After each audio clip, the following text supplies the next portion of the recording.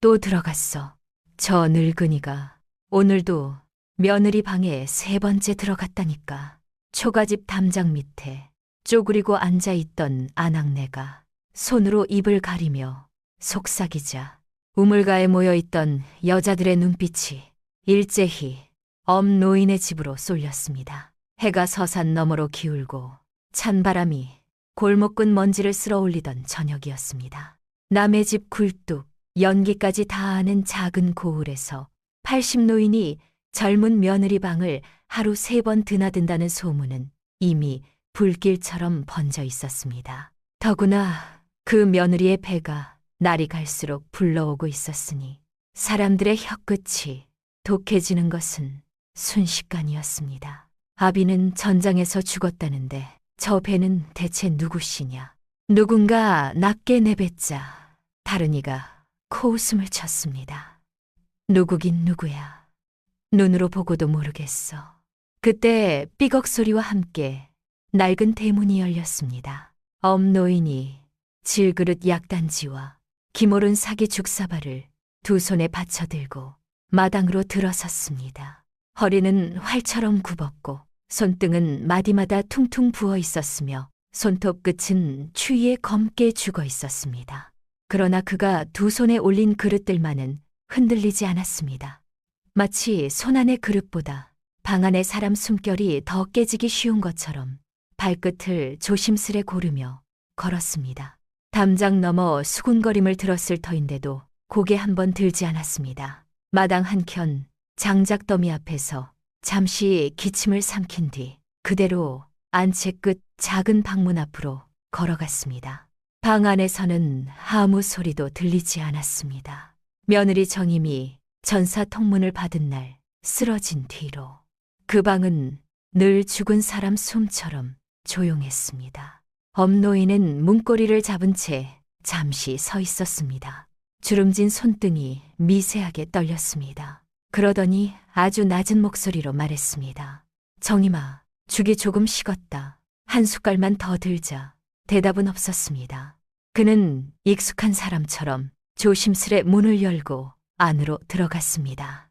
문짝이 닫히는 순간 담장 밖에서는 기다렸다는 듯 혀차는 소리가 터졌습니다. 세상에, 남들 눈이 무섭지도 않나. 저러고도 시아버지라 할 수 있나. 죽은 아들이 무덤에서 벌떡 일어나겠다. 그 말들은 겨울 바람보다도 더 매섭게 얇은 흙담을 파고들었습니다. 그러나 방 안의 풍경은 소문과는 전혀 달랐습니다. 창호지 틈으로 스며든 저녁빛 아래 정임은 방 한구석 요 위에 반쯤 기대어 앉아 있었습니다. 두 눈은 청하게 꺼졌고 핏기 없는 입술은 바싹 말라 있었습니다. 불러오른 배 위에 올린 두 손은 마치 제 몸이 제 것이 아닌 듯 힘없이 떨리고 있었습니다.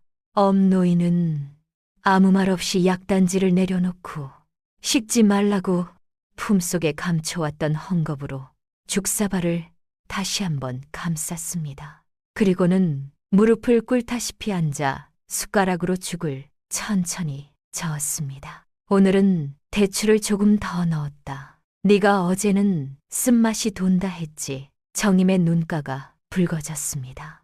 아버님, 이러지 마세요. 며칠 만에 새어나온 목소리는 갈라진 갈대 같았습니다. 동네 사람들 말이 더 심해졌습니다.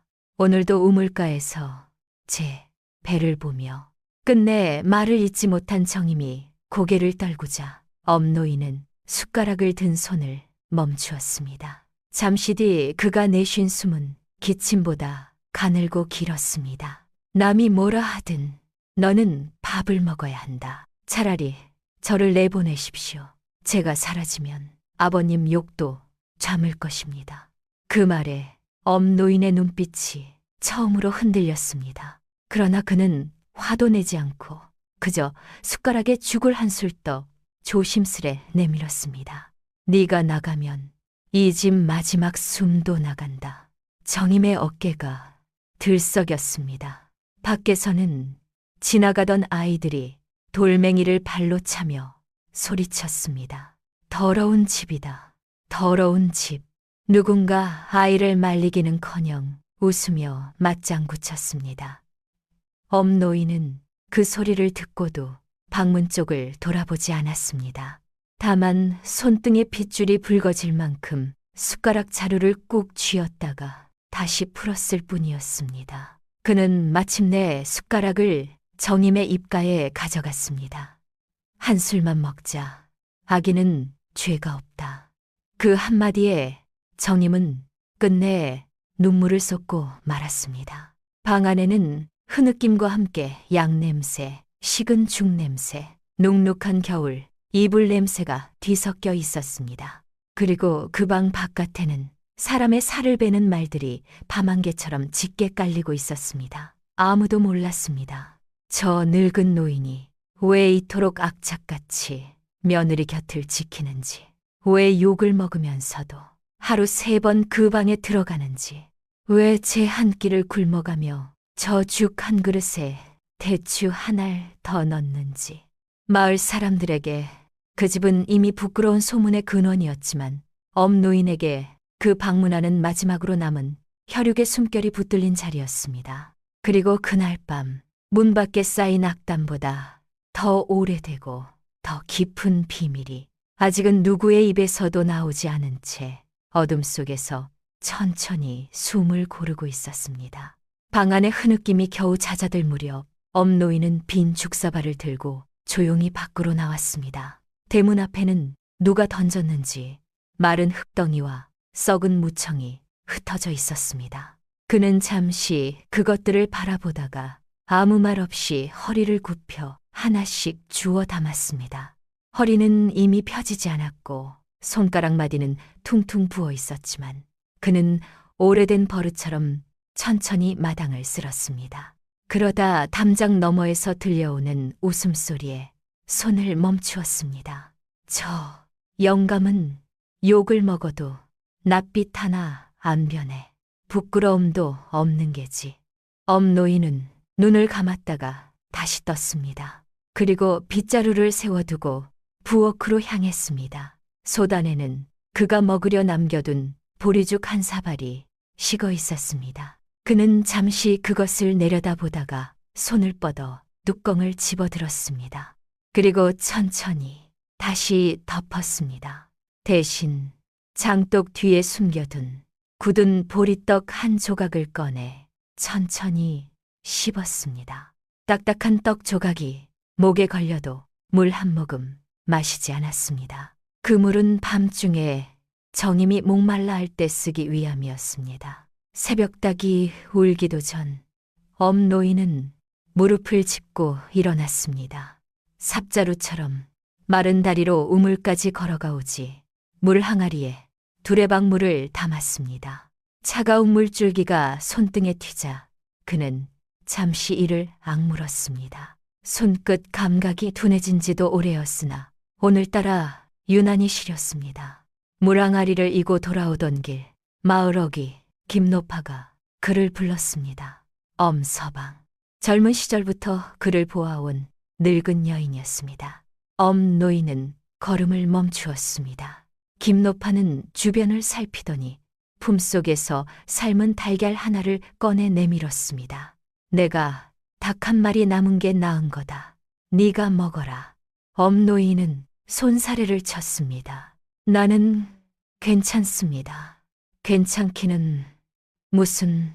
얼굴이 누렇게 떴다. 그는 잠시 망설이다 달걀을 받아들었습니다. 그러나 집으로 돌아오자마자 껍질을 벗겨 작은 사발에 담았습니다. 그리고 아침 햇살이 들기 전 다시 정임의 방문을 열었습니다. 정임은 밤새 거의 잠들지 못한 얼굴이었습니다. 엄노인은 아무 일도 없었던 듯 말했습니다. 오늘은 좋은 것이 생겼다. 조금만 먹자. 정임은 사발 속 달걀을 보고 눈을 크게 떴습니다. 아버님은요, 나는 새벽에 먹었다. 거짓말이었습니다. 정임은 그 사실을 알면서도 더 묻지 못했습니다. 떨리는 손으로 한 조각을 입에 넣자 눈물이 먼저 떨어졌습니다. 엄노인은 못 본 척 창호지 찢어진 틈을 손으로 눌러 붙였습니다. 그 순간 바깥에서 거친 목소리가 울렸습니다. 엄노인, 문 열어라. 이켠의 사촌 형제들이었습니다. 그들은 대문을 밀치고 들어와 마당 한가운데 섰습니다. 가장 앞선 사내가 정임의 방을 노려보며 이를 갈았습니다. 집안 망신도 정도가 있지. 저 여인을 당장 내보내시오. 아니면 족보에서 당신 내주를 끊겠다.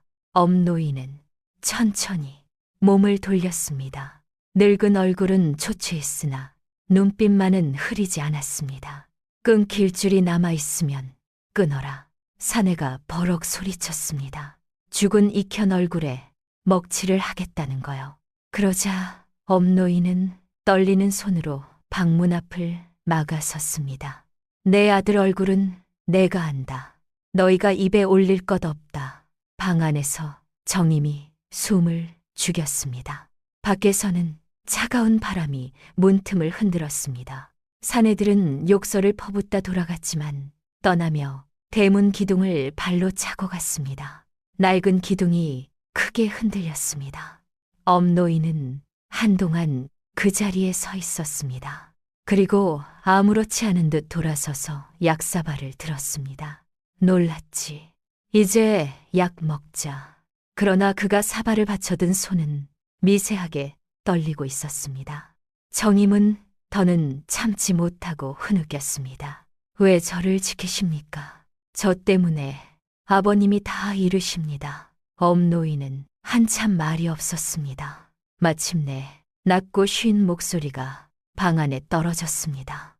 나는 이미 20해 전에 다 잃어본 사람이다. 정임이 눈물을 머금은 채 그를 바라보았습니다. 엄노인은 더 말하지 않았습니다. 다만 천천히 두 손을 내려다 보았습니다. 검게 죽은 손톱, 굽어 펴지지 않는 손가락, 평생 무언가를 감추어온 손.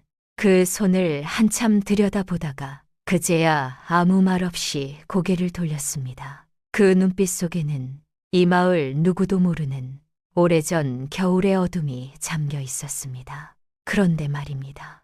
수연은, 아니 정임은 엄노인이 남긴 마지막 말을 오래 붙들고 있었습니다. 20해 전에 다 잃어보았다는 그 한마디는 낡은 방은 공기보다도 무겁게 가라앉아 있었습니다.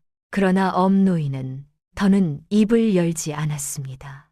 아침 약그릇을 치우고 나간 그는 곧장 뒷마당 장작더미 곁에 쪼그리고 앉아 낫자루를 고르기 시작했습니다. 무뎌진 쇠붙이가 돌에 스치는 소리가 쓸쓸하게 울렸습니다. 그 소리를 듣던 정임은 문득 이켠이 떠나기 전날도 저 소리가 났다는 것을 떠올렸습니다. 그날 밤 엄노인은 늦도록 장작을 패고 또 팼습니다. 마치 아들에게 해줄 수 없는 말을 도끼질로 대신하는 사람처럼 말이었습니다. 그때 집은 비록 가난했으나 지금처럼 차갑지는 않았습니다. 초가 지붕은 새어도 웃음은 새지 않았고 밥상 위 반찬은 적어도 서로 먼저 먹으라 미루는 정은 넘쳤습니다. 이켠은 새벽마다 산에 올라 나무를 해왔고 정임은 냇가에서 빨래를 하며 콧노래를 불렀습니다. 엄노인은 그런 둘을 멀찍이 보며 괜히 헛기침만 하곤 했습니다. 며느리가 들어온 뒤 처음 맞은 겨울, 정임은 낡은 솜저고리를 뜯어 엄노인의 조끼를 새로 기웠습니다. 아버님은 추위를 많이 타신다며 밤새 바느질한 것이었습니다.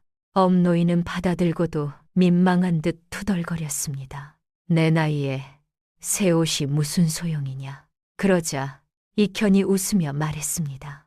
아버지는 아직 30년은 더 사실 겁니다.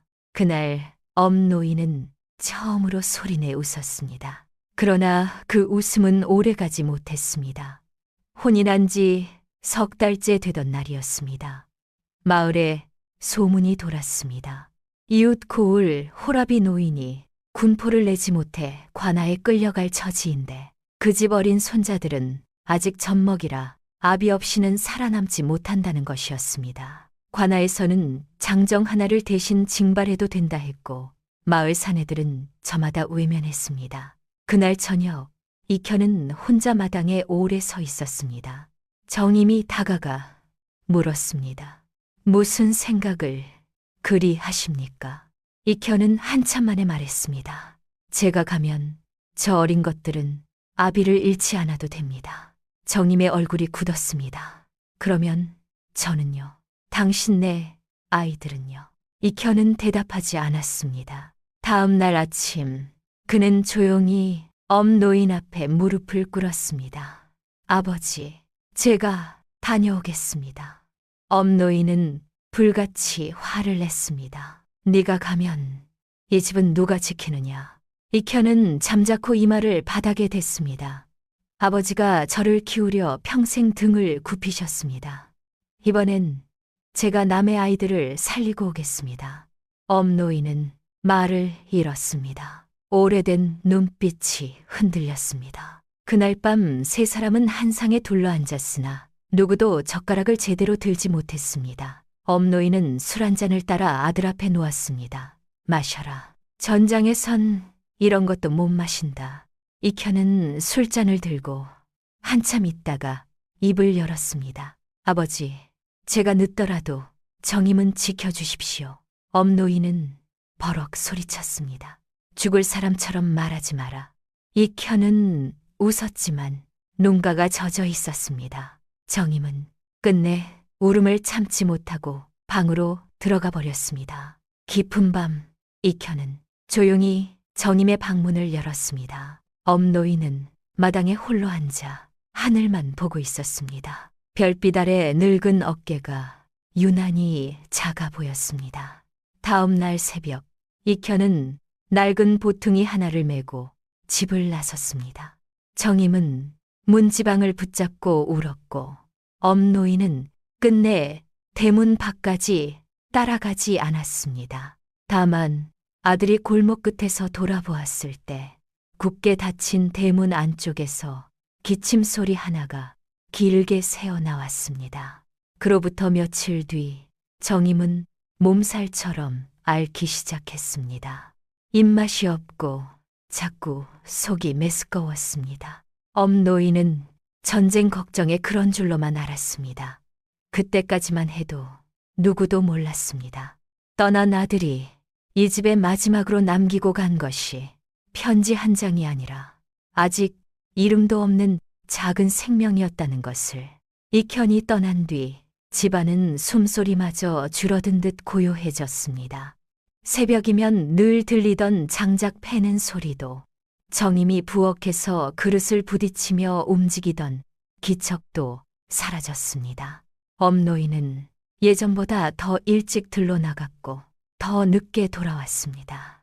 몸을 움직이지 않으면 머릿속에서 아들의 뒷모습이 떠나지 않았기 때문입니다. 정임은 그런 시아버지 앞에서 애써 밝은 얼굴을 하려 했으나 사람이 없는 마당에 홀로 서 있으면 자꾸 눈물이 흘렀습니다.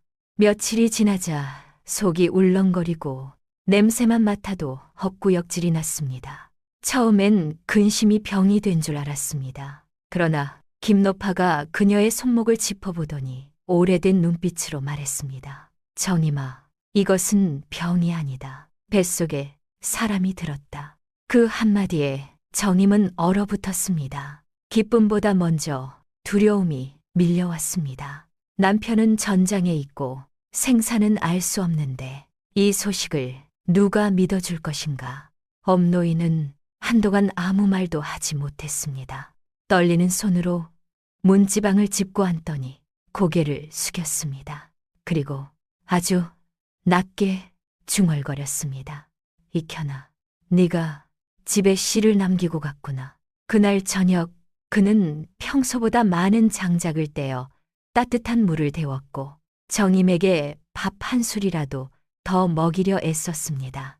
하지만 마을의 입은 그보다 빨랐습니다. 정임이 의원 집에서 약재 냄새를 맡고 토했다는 말이 퍼지자 우물가 여자들은 서로 눈짓을 주고받았습니다. 남편 떠난 지 얼마나 됐다고 벌써 배가 들었대. 전장 간 사내가 밤에 몰래 다녀갔나 보지.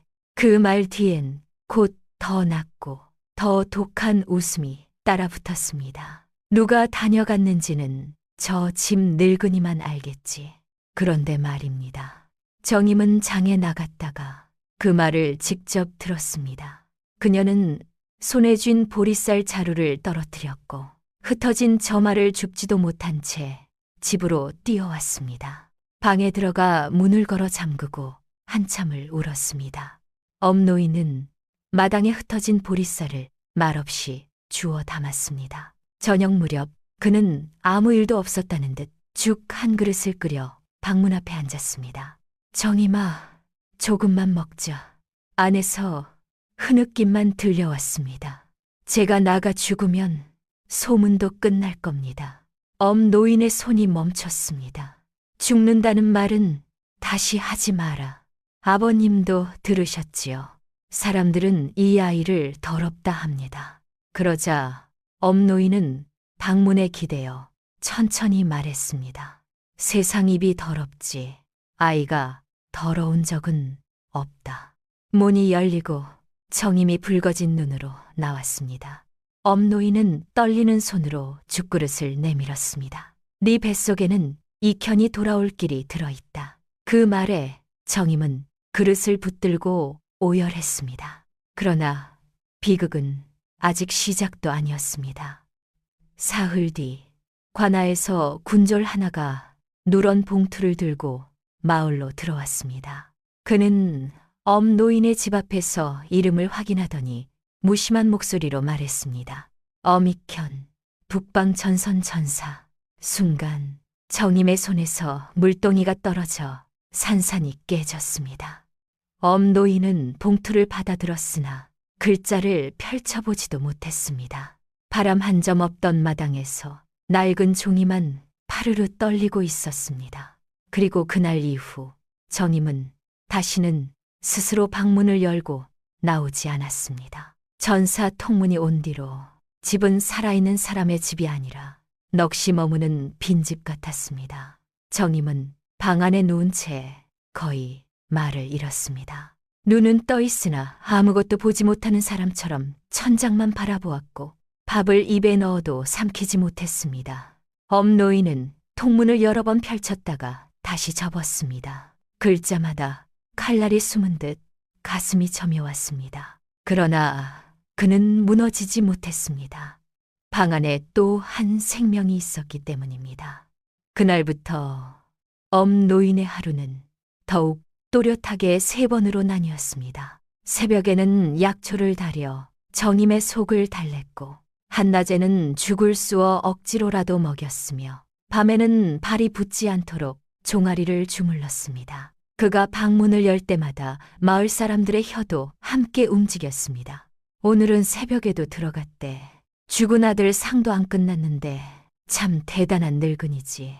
저 배를 지키는 정성이 눈물겹구나. 아이들까지 담장 밖에서 따라 웃었습니다. 엄노인은 들은 척도 하지 않았습니다. 다만 방문을 닫을 때마다 손등의 힘줄이 더 짙게 붉어졌습니다. 어느 날 정임은 그가 식은 손으로 자신의 발목을 주무르는 것을 보다 끝내 울음을 터뜨렸습니다. 아버님, 그만하십시오. 저는 이미 죽은 사람입니다. 저 때문에 아버님까지 욕을 먹습니다. 엄노인은 잠시 손을 멈추었습니다. 그리고 낮고 굳은 목소리로 말했습니다. 네가 죽은 사람이면 내 아들도 2번 죽는 것이다. 정임은 더 말하지 못했습니다. 그날 오후 이현의 사촌 형제들이 다시 찾아왔습니다. 이번엔 마을 훈장 어른 둘까지 데리고 왔습니다. 가장 앞선 자가 마당에 서서 큰 소리쳤습니다. 엄노인, 더는 못 봐주겠소. 저 여인을 친정으로 돌려보내시오. 뱃속 아이도 당신 집안과 상관없는 일 아니오. 다른 노인이 혀를 찼습니다. 죽은 사람 이름 더럽히지 말고 정리하는 게 옳소. 엄노인은 마당 한가운데 서서 한동안 아무 말도 하지 않았습니다. 바람이 낡은 소매를 흔들었습니다. 이윽고 그가 입을 열었습니다. 정리할 것은 당신들 입이다. 순간 마당이 얼어붙었습니다. 사촌 형제가 얼굴을 붉히며 달려들 듯 앞으로 나왔습니다. 늙은이가 미쳤구나. 그러자 엄노인은 문 앞을 막아섰습니다. 허리는 굽었으나 눈빛은 젊은 날 칼날처럼 서늘했습니다. 내 며느리는 이 집 사람이다. 아이도 이 집 핏줄이다. 더 말하면 내가 용서하지 않는다. 사람들은 비웃었습니다. 당신이 무슨 수로? 엄노인은 대답 대신 마당 구석 낫자루를 손에 쥐었습니다. 녹이 쓴 쇠붙이였습니다. 손이 떨렸지만 발은 물러서지 않았습니다. 결국 그들은 욕설을 퍼붓고 돌아갔습니다. 떠나며 대문에 침을 뱉고 썩은 집단을 던져놓고 갔습니다. 해가 저물자 엄노인은 아무 말 없이 그것들을 치웠습니다. 그리고 남은 쌀독을 열어보았습니다. 바닥이 손바닥만큼 드러나 있었습니다. 남은 쌀독을 그는 한참 들여다보다가 자기 몫으로 남겨둔 보리 한 줌까지 모두 솥에 털어 넣었습니다. 밤이 깊자 죽냄새가 퍼졌습니다. 엄노인은 사발을 들고 방으로 들어갔습니다. 정임은 흐릿한 눈으로 그를 보았습니다. 아버님은 드셨습니까? 그는 익숙한 거짓말을 했습니다. 먼저 먹었다. 정임은 떨리는 손으로 숟가락을 받다가 문득 멈추었습니다. 그럼 왜 손이 이렇게 차십니까? 엄노인은 대답하지 않았습니다. 밖에서는 겨울비가 한 방울씩 떨어지기 시작했습니다. 그리고 그 비와 함께 누구도 예상하지 못한 오래된 비밀이 조금씩 이 집으로 걸어오고 있었습니다. 겨울비는 밤새 초가지붕을 두드렸고 새벽이 되자 집 안팎은 눅눅한 냉기로 가득했습니다. 엄노인은 거의 한숨도 자지 못한 얼굴로 먼저 일어났습니다. 기침이 깊어져 허리를 접을 만큼 몸이 흔들렸지만 그는 입을 틀어막고 소리를 죽였습니다.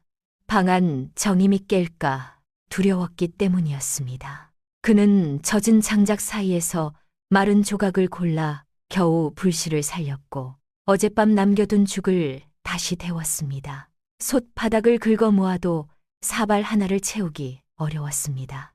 엄노인은 잠시 망설이다 물을 더 붓고 오래 저었습니다.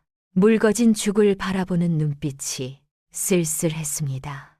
그래도 그는 웃는 얼굴을 만들어 방문을 열었습니다. 정임아, 오늘은 속이 좀 나아 보인다. 따뜻할 때 먹자. 정임은 누운 채 몸을 일으키려다 배를 감싸주며 신음했습니다.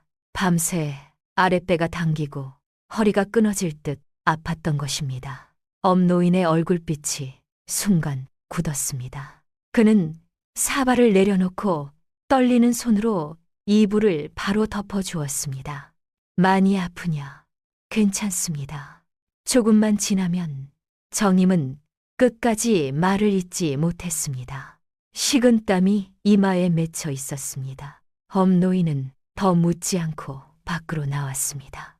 마당 한가운데 멈춰선 그는 한참 허공만 바라보다 곧장 마을 의원 집으로 향했습니다. 진흙길은 미끄러웠고 바람은 살을 에웠습니다. 의원 집 문을 두드리자 안에서 못마땅한 목소리가 들렸습니다. 누굽니까? 엄노인이 허리를 숙였습니다. 며느리 배가 몹시 아픕니다. 진맥 한 번만. 문은 반쯤 열린 채 멈췄습니다. 안에 서 있던 의원은 엄노인을 위아래로 훑어보더니 코웃음을 쳤습니다. 소문 많은 그 집 일까지 내가 나서야 합니까? 돈은 있어. 엄노인은 품속에서 동전 몇 줌을 꺼냈습니다. 의원은 그것을 보고 혀를 찼습니다. 약값도 안 되는군. 돌아가시오. 문이 닫히려는 순간 엄노인은 문지방에 무릎을 꿇었습니다. 사람 살리는 일 아닙니까? 의원은 잠시 흔들리는 듯 했으나 이내 냉정하게 말했습니다. 마을 사람들 눈이 있는데 내가 괜히 욕먹을 일은 못합니다. 결국 문은 닫혔습니다. 빗물이 처마 끝에서 엄노인의 어깨로 떨어졌습니다. 그는 한동안 그대로 앉아 있다가 천천히 일어났습니다. 돌아서는 발걸음이 젖은 낙엽처럼 무거웠습니다. 그는 집으로 돌아오니 정임은 이를 악물고 숨을 고르고 있었습니다.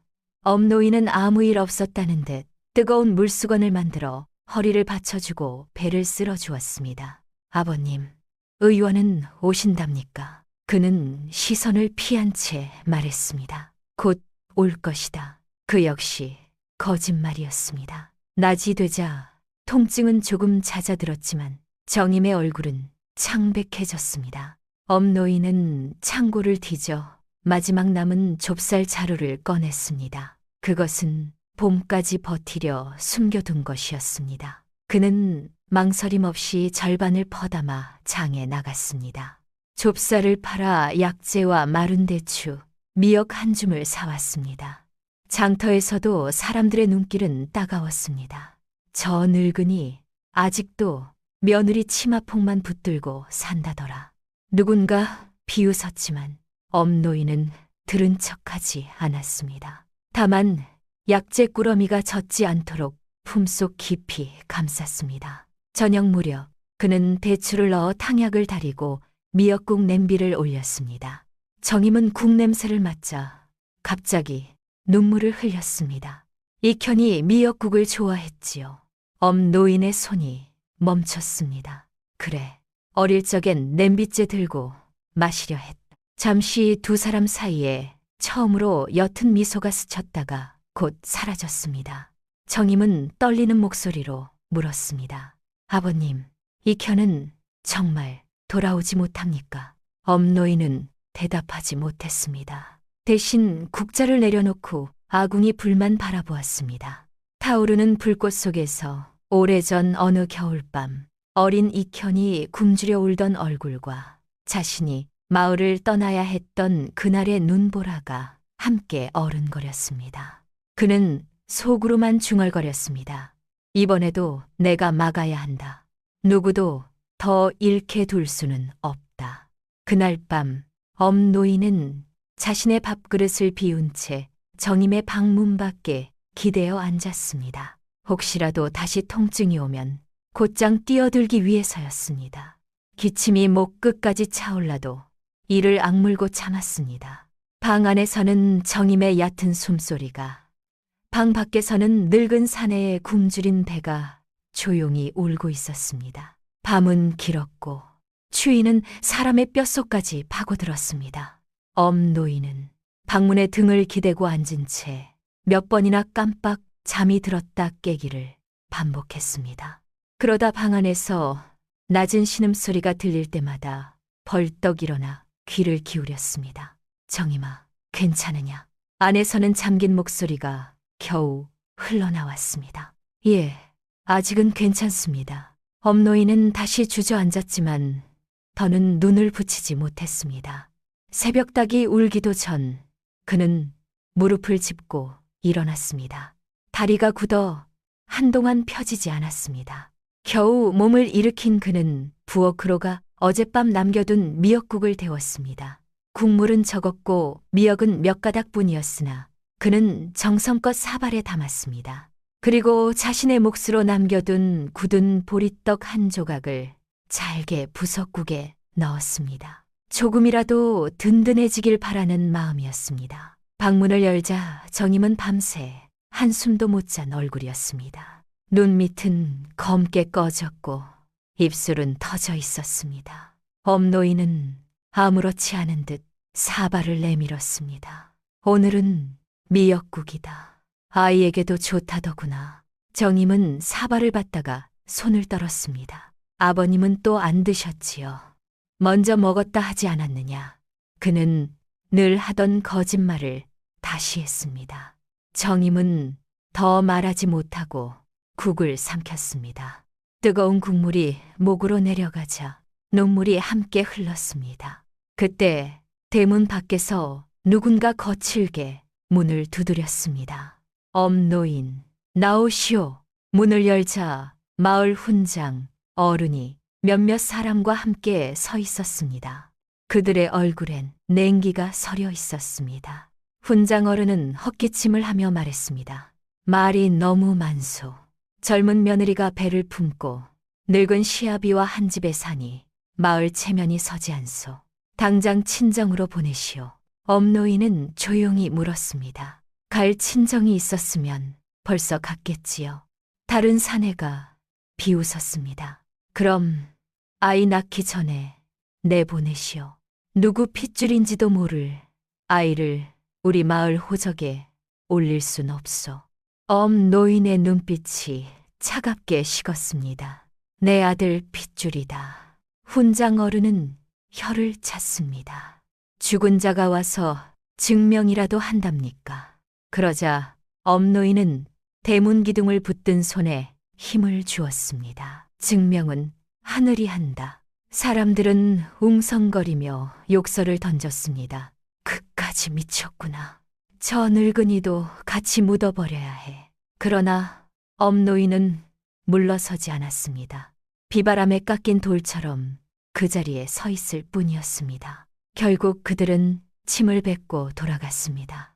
떠나며 쌀겨 한 자루를 마당에 엎어놓고 갔습니다. 개나 닭이나 먹으라며 던진 모욕이었습니다. 엄노인은 한참 그 자리를 보다가 빗자루로 쓸어 담았습니다. 그리고 그 쌀겨를 물에 씻어 닭죽처럼 끓였습니다. 정임은 냄비를 보고 얼굴을 돌렸습니다. 저 때문에 이런 것까지 드십니까? 엄노인은 국자를 저으며 담담히 말했습니다. 굽는 것보단 낫다. 정임은 이를 악물고 말했습니다. 아버님, 아이를 지우겠습니다. 저 하나 없어지면 다 끝납니다. 순간 엄노인의 손에서 국자가 떨어졌습니다. 금간 바닥에 쇳소리가 날카롭게 울렸습니다. 그는 처음으로 큰 소리를 냈습니다. 다시는 그런 말 하지 마라. 정임이 놀라 몸을 움츠렸습니다. 엄노인은 숨을 고르며 떨리는 목소리로 말을 이었습니다. 나는 아내를 살리지 못했다. 아들도 지켜내지 못했다. 그런데 네 뱃속 아이까지 잃으란 말이냐. 그 말 끝에 그의 눈가가 젖어들었습니다. 정임은 처음 보는 노인의 눈물이었습니다. 방 안은 오래 침묵에 잠겼습니다. 잠시 뒤 정임이 흐느끼며 무릎을 꿇었습니다. 죄송합니다. 제가 몰랐습니다. 엄노인은 천천히 몸을 숙여 그녀를 일으켰습니다. 네 죄가 아니다. 세상이 너무 쉽게 돌을 던질 뿐이다. 그날 저녁 하늘엔 눈발이 흩날리기 시작했습니다. 엄노인은 지붕 새는 곳마다 집단을 얹고 문틈마다 헝겊을 막았습니다. 손이 얼어 감각이 사라져도 멈추지 않았습니다. 밤이 깊어 정임이 잠든 뒤에도 그는 마당에 홀로 서 있었습니다. 흩날리는 눈 사이로 먼 북쪽 하늘을 바라보며 낮게 중얼거렸습니다. 익혀나 이번만은 내가 꼭 지키마. 그리고 그 순간 마을 어기 눈길 위로 낯선 그림자 하나가 비틀거리며 다가오고 있다는 것을 그는 아직 알지 못했습니다. 눈은 밤새 그칠 줄 몰랐습니다. 초가지붕 위에 쌓인 눈 무게에 석가래가 삐걱거렸고 문틈으로 스며든 찬바람은 방 안의 온기마저 조금씩 앗아갔습니다. 엄노인은 새벽부터 지붕에 올라 삽으로 눈을 밀어내렸습니다. 팔에 힘이 풀려 몇 번이나 미끄러질 뻔했으나 그는 내려오지 않았습니다. 정임과 아이가 있는 방이 무너지기라도 하면 끝이라는 생각뿐이었습니다. 겨우 지붕에서 내려온 그의 숨은 거칠게 끊어졌고 입술은 퍼렇게 질려 있었습니다. 잠시 몸을 녹일 틈도 없이 곧장 아궁이 앞으로 갔습니다. 장작은 바닥이 보였고 쌀독은 이미 비어 있었습니다. 그는 마당 구석에 쌓아둔 솔가지와 마른 볏짚을 모아 불을 지폈습니다. 연기가 눈을 맵게 찔렀지만 그는 기침조차 삼켰습니다. 방 안에서 정임이 낮게 신음하고 있었기 때문입니다. 며칠 전부터 잦아들던 통증이 다시 시작된 것이었습니다. 엄노인은 물을 데워 방으로 들어갔습니다. 정임은 배를 감싸 안고 식은땀에 젖어 있었습니다. 아버님, 오늘은 이상하게 더 아픕니다. 엄노인은 손등으로 그녀의 이마를 짚어보았습니다. 10까지 오르고 있었습니다. 그는 애써 침착한 목소리를 냈습니다. 겁먹지 마라. 내가 산파를 다시 모셔오겠다. 정임은 손목을 붙잡았습니다. 지난번처럼 또 쫓겨나실 겁니다. 엄노인은 손을 살며시 떼어내며 말했습니다. 쫓겨나더라도 가야 한다. 네가 아프면 내가 살아있을 이유가 없. 그 말은 너무 담담해서 오히려 더 아팠습니다. 그는 낡은 두루마기 하나를 걸치고 눈보라 속으로 뛰어나갔습니다. 마을 찻집 문을 두드렸으나 안에서는 인기척조차 없었습니다.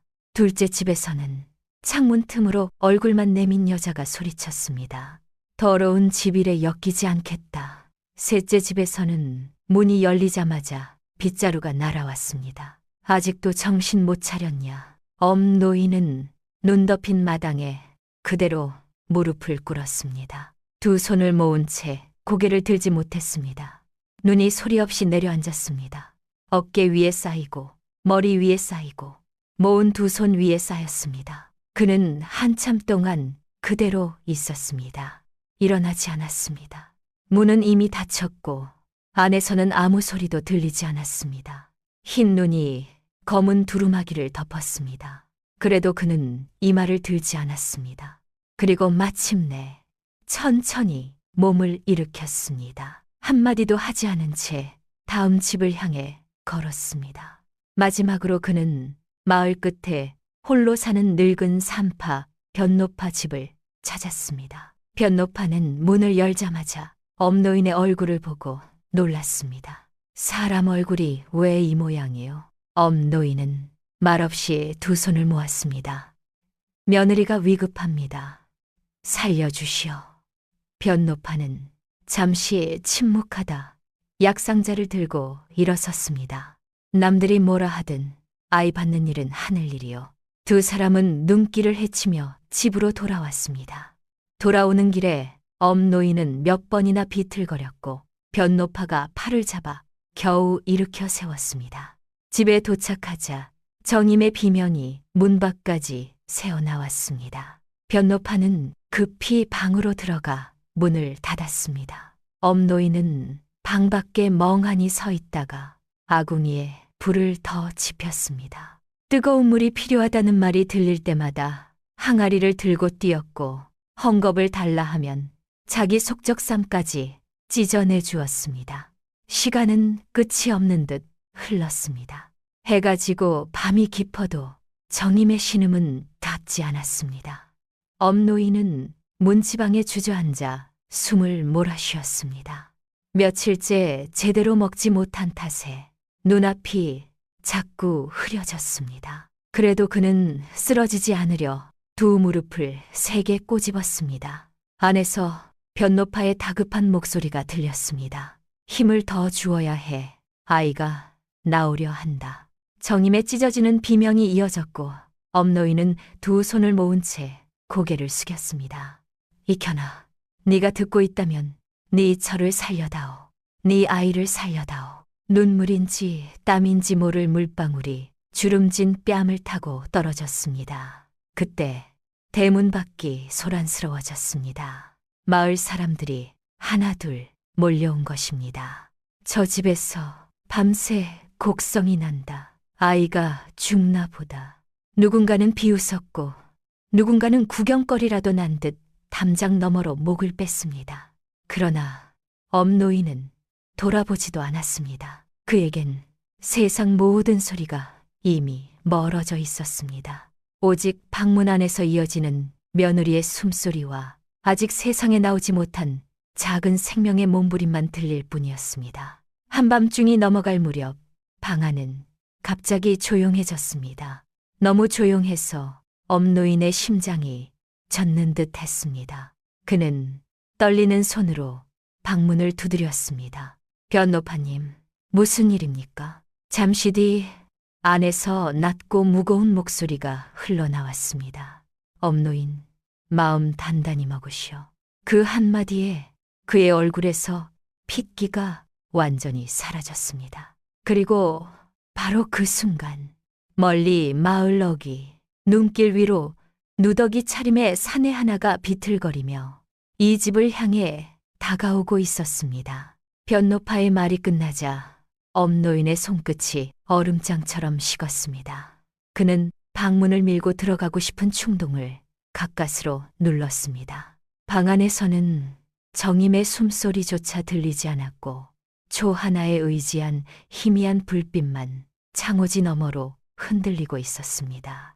엄노인은 문지방에 두 손을 짚은 채 한참을 움직이지 못했습니다. 그때 안에서 변노파의 다급한 목소리가 다시 터졌습니다. 뜨거운 물을 더 들이시오. 아직 끝난 게 아니요. 엄노인은 그제야 넋을 되찾은 사람처럼 벌떡 일어났습니다. 그러나 몸은 이미 그의 뜻을 따라 주지 않았습니다. 무릎은 풀려 있었고 눈앞은 자꾸 검게 흐려졌습니다. 그는 벽을 짚고 부엌으로 가 솥뚜껑을 열었습니다. 뜨거운 김이 얼굴을 덮쳤지만 정신은 오히려 더 멀어졌습니다. 물동이를 들다 손에서 미끄러질 뻔한 것을 겨우 붙잡고 다시 방 앞으로 뛰었습니다. 변노파는 문을 조금 열어 물을 받아가며 짧게 말했습니다. 아이 머리가 보이기 시작했소. 며느리가 기운이 너무 없으니 밖에서 이름을 불러주시오. 엄노인은 떨리는 입술을 열었습니다. 정임아, 조금만 더 버텨라. 익현이 보고 있다. 아이가 나오면 네가 먼저 안아야 한다. 안에서는 약해진 신음이 이어졌습니다. 엄노인은 문에 이마를 댄 채 계속 말했습니다.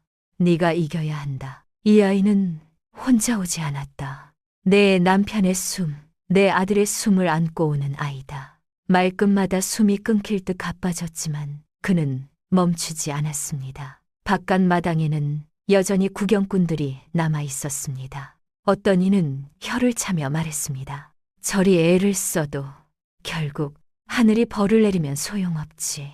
또 다른 이는 수군거렸습니다. 아이가 살아나와도 누구 자식인지 어찌 믿나. 그러나 그 말들조차 이제 엄노인 귀에는 거의 닿지 않았습니다. 그의 온 정신은 오직 문 안에 매달려 있었습니다. 시간이 얼마나 흘렀는지 알 수 없었습니다. 촛농이 절반쯤 녹아내렸을 때 마침내 방 안에서 날카롭고도 작은 울음소리가 밤 공기를 갈랐습니다. 처음엔 바람이 우는 소리 같았으나 곧 분명한 아기 울음으로 번졌습니다. 엄노인의 두 어깨가 크게 떨렸습니다. 변노파의 쉰 목소리가 뒤이어 들렸습니다. 사내 아이여, 건강하오. 그 한마디에 엄노인은 문지방을 붙든 채 허리를 깊이 숙였습니다. 입술이 파르르 떨렸고 곧 주름진 얼굴 위로 뜨거운 눈물이 흘러내렸습니다. 익현아, 네가 돌아왔구나. 그는 그렇게 중얼거렸습니다. 한 생명이 드디어 어둠을 뚫고 세상으로 나온 것이었습니다. 하지만 그 기쁨은 오래 그의 몸에 머물지 못했습니다. 안도감이 밀려온 순간 그동안 억지로 붙들고 있던 기운이 한꺼번에 무너져 내렸습니다. 그는 몸을 일으켜 세우려 했으나 다리가 더는 버티지 못했습니다. 문지방 곁에 털썩 주저앉은 엄노인은 몇 번 숨을 몰아쉬었습니다. 가슴 안쪽이 불에 댄 듯 뜨겁다가도 곧 얼음처럼 싸늘해졌습니다. 변노파가 문을 열고 나와 그를 부르려 했으나 엄노인은 손을 조금 들어 막았습니다. 먼저 아이를 보시오. 정임은 무사하오? 변노파의 눈가가 붉어졌습니다. 무사하오. 많이 지쳤지만 살아있어. 그 말에 엄노인은 희미하게 웃었습니다. 그 미소는 아주 오랜 세월 끝에 겨우 찾아온 평안처럼 보였습니다. 그는 떨리는 손으로 문턱을 더듬었습니다. 안에서 다시 아기 울음이 터졌습니다. 엄노인은 그 울음소리를 듣고 마치 멀리 떠나 있던 사람을 맞이하듯 천천히 눈을 감았다가 떴습니다. 그리고 거의 들리지 않을 만큼 낮은 목소리로 말했습니다. 아가야, 늦어서 미안하다. 네 할애비가 그래도 문은 지켰다. 그 말을 끝으로 그의 몸이 한쪽으로 기울었습니다. 변노파가 급히 붙잡았으나 이미 늦어가고 있었습니다. 엄노인의 숨은 점점 짧아졌고 마른 입술 사이로 하얀 김만 희미하게 새어나왔습니다. 변노파는 다급히 그의 어깨를 흔들었습니다. 정신 놓지 마시오. 안에 들어가 손주 얼굴도 봐야지. 그러나 엄노인은 더 이상 몸을 일으키지 못했습니다. 마지막으로 그의 눈동자가 방문 쪽을 향했습니다. 그 안에는 막 태어난 아이와 피투성이 몸으로 숨을 고르는 정임이 있었습니다. 그리고 그 시선 너머에는 이미 오래전 떠나간 아들 이켠의 어린 얼굴이 겹쳐 보이는 듯 했습니다. 그는 아주 작게 입술을 움직였습니다. 이제 됐다. 그러고는 문지방에 기대듯 조용히 숨을 놓았습니다. 마당에 모여있던 사람들 사이에서 누군가 숨을 삼키는 소리가 들렸습니다. 방금 전까지 수군거리던 입들이 처음으로 멈추었습니다. 안에서는 갓난아이가 세상을 향해 더욱 크게 울고 있었습니다. 한 생명이 처음 숨을 쉬는 밤, 또 한 생명은 가장 조용한 얼굴로 생을 마쳤습니다. 잠시 뒤 정임이 변노파의 부축을 받아 문 가까이 기어 나오다시피 했습니다. 그녀는 품에 쌓인 아이를 안은 채 문 밖에 쓰러진 엄노인을 보자 눈이 뒤집힐 듯 흔들렸습니다. 아버님, 아버님. 그녀의 갈라진 목소리가 밤하늘을 찢었습니다. 그러나 대답은 없었습니다. 정임은 아기를 품에 안은 채 몸을 끌어 엄노인 곁으로 다가갔습니다. 핏기 빠진 그 손등을 붙잡는 순간 이미 체온이 빠르게 식고 있음을 알 수 있었습니다. 그녀는 울음조차 제대로 터뜨리지 못한 채 입술만 떨었습니다. 아버님, 아이가 태어났습니다. 이켠의 아이입니다. 아버님이 지키신 아이예요. 제발 눈 좀 떠보십시오. 그 절규에도 엄노인은 움직이지 않았습니다. 변노파는 말없이 고개를 떨구었고 마당의 사람들 역시 누구 하나 쉽게 입을 열지 못했습니다. 바로 그때 대문 밖에서 누군가 눈길에 털썩 무릎 꿇는 소리가 났습니다. 모두가 돌아보았습니다. 눈과 먼지로 뒤덮인 누더기 차림의 사내 하나가 대문 기둥을 붙든 채 숨을 몰아쉬고 있었습니다. 꺼져가는 등불 아래 드러난 얼굴은 믿기 어려울 만큼 수척했지만 분명 엄노인의 아들 이켠이었습니다. 그는 마당 한가운데 누운 아버지와 품에 아기를 안고 울고 있는 정임을 번갈아 보다가 끝내 말을 잇지 못하고 그대로 앞으로 쓰러졌습니다. 그리고 그 순간 이 집을 짓눌러온 모든 오해와 악담이 더 큰 진실 앞에서 무너질 준비를 시작하고 있었습니다. 이켠은 눈밭에 무릎을 꿇은 채 한동안 숨조차 쉬지 못했습니다. 방금까지 살아있을 것만 같던 집이 한순간에 상가가 되어버린 광경을 그는 받아들일 수 없었습니다. 품에 안긴 아기의 울음, 정임의 흐느낌, 사람들의 죽은 듯한 침묵이 뒤엉켜 귀를 때렸지만 그의 눈에는 오직 문지방 곁에 기대어 누운 아버지만 보였습니다. 이켠은 비틀거리며 앞으로 기어가 엄노인의 몸을 끌어안았습니다. 차갑게 식어가는 어깨가 손끝에 닿는 순간 그가 참아왔던 세월의 울음이 터져나왔습니다. 아버지, 저 왔습니다. 살아서 왔습니다. 한 번만 눈을 떠보십시오. 저를 꾸짖으셔야지요. 왜 먼저 가셨습니까? 그는 아이처럼 흐느끼며 아버지의 가슴에 얼굴을 묻었습니다. 그러나 엄노인의 몸은 미동도 없었습니다. 정임은 아이를 안은 채 겨우 기어와 이켠 곁에 주저앉았습니다. 두 사람은 서로를 바라보았지만 반가움조차 제대로 나누지 못했습니다. 너무 큰 상실이 먼저 와 있었기 때문입니다. 변노파가 떨리는 목소리로 말했습니다. 네 아버지가 밤새 네 처를 살리려 뛰어다녔다. 며칠째 제대로 먹지도 못한 몸으로 버티다가 손주 울음 듣고 눈을 감으셨다. 이켠은 그 말을 듣고 더 크게 오열했습니다. 저는 죽지 않았습니다. 포로로 끌려갔다가 겨우 도망쳐 왔습니다. 한 걸음만 빨랐어도, 한 걸음만 빨랐어도 마당에 모인 사람들 가운데 누군가 고개를 떨구었습니다. 그들은 조금 전까지도 이 집 담장 밖에서 수군거리던 이들이었습니다. 이제 누구도 쉽게 눈을 들지 못했습니다. 날이 밝자 초라한 초가집 마당에는 뜻밖에도 많은 사람이 모였습니다. 소문을 들은 자들, 구경하러 왔던 자들, 그리고 미안함을 숨기지 못한 자들까지 하나둘 찾아왔습니다. 엄노인의 관이 놓이고 향 연기가 피어오르자 익혀는 아버지 유품을 정리하기 시작했습니다. 낡은 두루마기, 떨어진 집신, 오래 쓴 질그릇 약단지, 그리고 늘 품에 넣고 다니던 칡 괴짝 하나가 나왔습니다.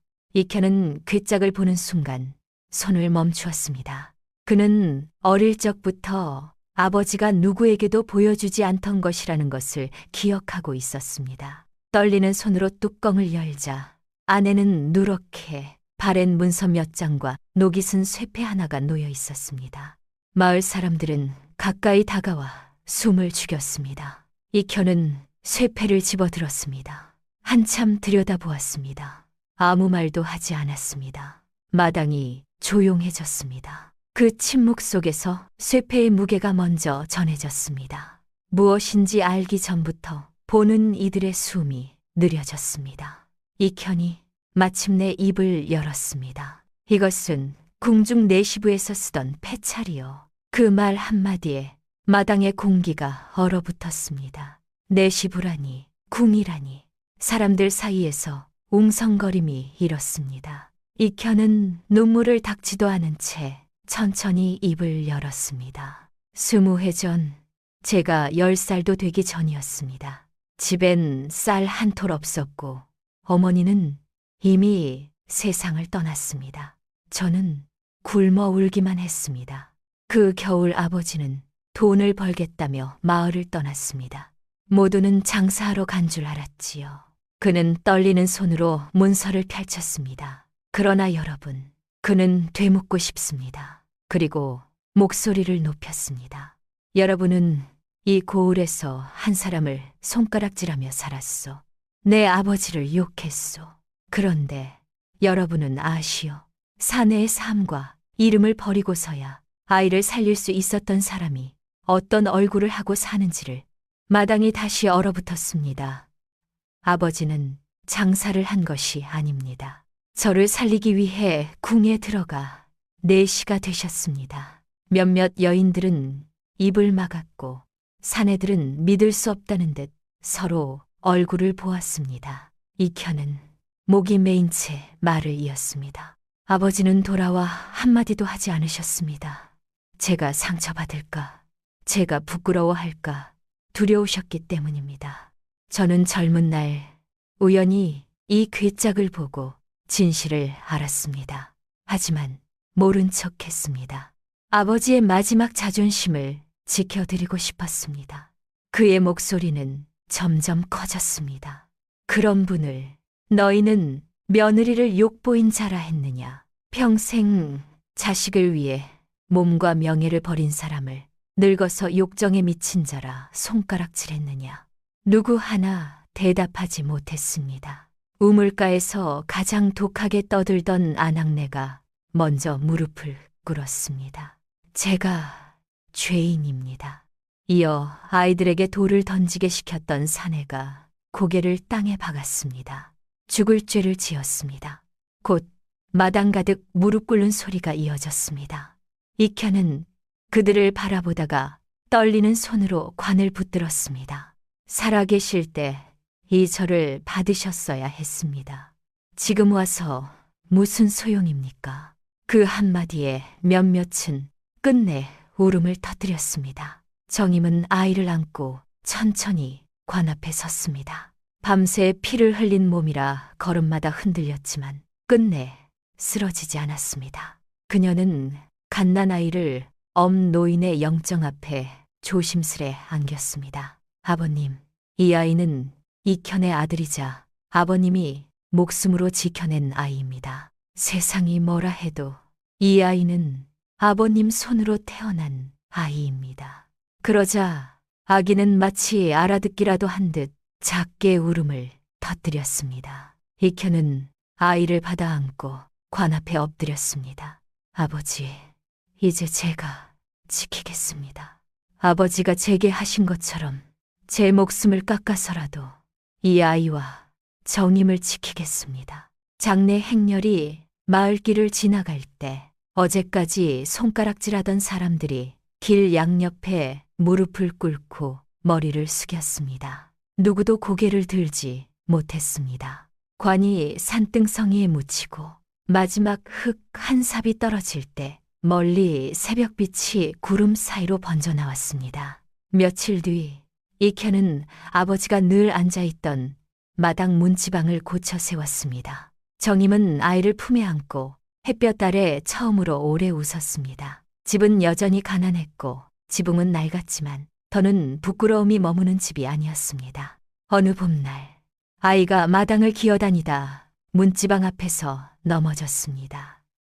익현은 급히 달려갔으나 아이는 울지 않고 작은 손으로 나무턱을 두드리며 웃었습니다. 그 모습을 본 정임이 눈시울을 붉혔습니다. 꼭 아버님 같습니다. 익현은 한참 하늘을 올려다보다 조용히 대답했습니다. 아니요, 아버지는 아직도 이 집을 지키고 계십니다. 바람이 불어 마당의 낡은 풍경을 흔들었습니다. 그 바람 속에는 굶주림도 악담도 눈물도 지나간 뒤에야 남는 한 사람의 깊은 사랑이 오래도록 머물고 있었습니다.